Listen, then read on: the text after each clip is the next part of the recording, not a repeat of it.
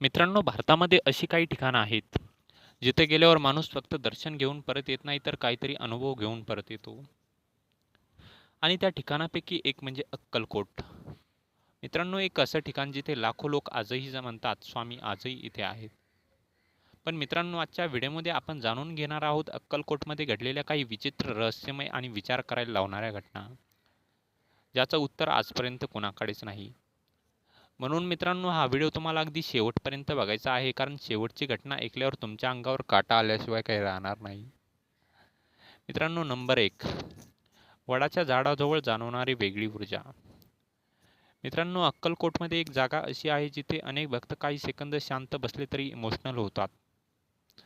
मित्रांनो, ती जागा म्हणजे स्वामींशी जोडलेलं पवित्र वडाचं झाड. मित्रांनो, अनेक लोक सांगतात तिथे बसल्यावर अचानक मन शांत होतं, काहींच्या डोळ्यात पाणी येतं तर काहींच्या अंगावर शहारे येतात. आणि मित्रांनो, काही लोक तर म्हणतात कोणीतरी आपल्या जवळ उभं आहे असं वाटतं. मित्रांनो, आता काही लोक म्हणतील ही फक्त भावना आहे. पण मित्रांनो, प्रश्न असा आहे, हजारो लोकांना एकसारखाच अनुभव का येतो? मित्रांनो, नंबर 2, स्वामींच्या नावाने अचानक वाचलेले लोक.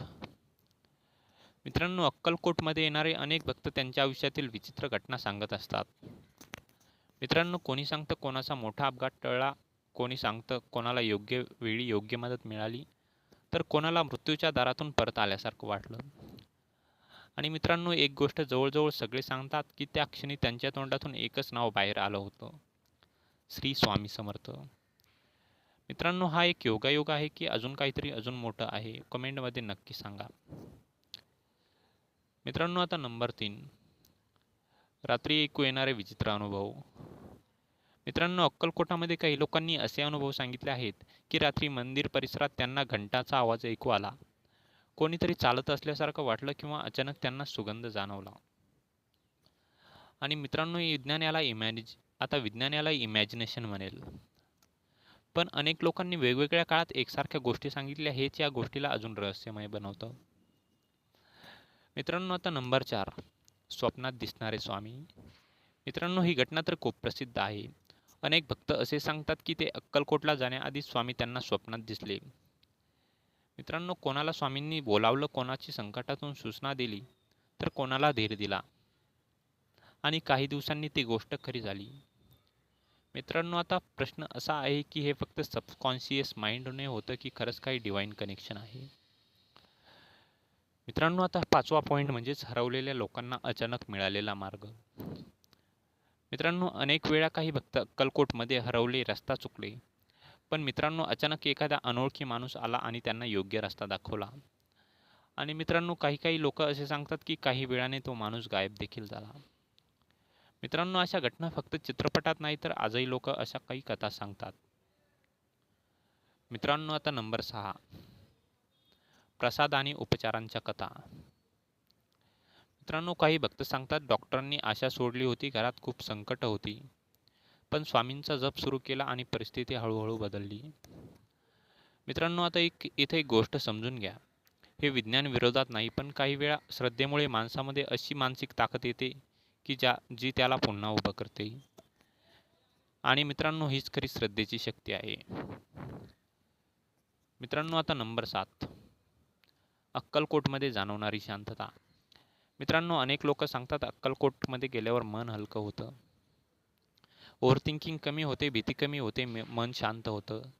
आणि ही गोष्ट फक्त भक्त नाही तर काही फर्स्ट टाईम व्हिजिटर्ससुद्धा सांगतात, म्हणजे जे पहिल्यांदा अक्कलकोटमध्ये गेलेले आहेत.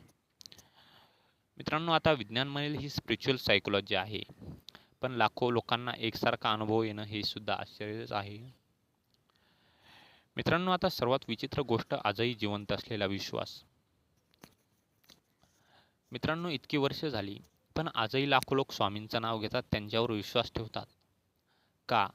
कारण त्यांना काही गोष्ट पुराव्याने नाही तर अनुभवाने समजतात.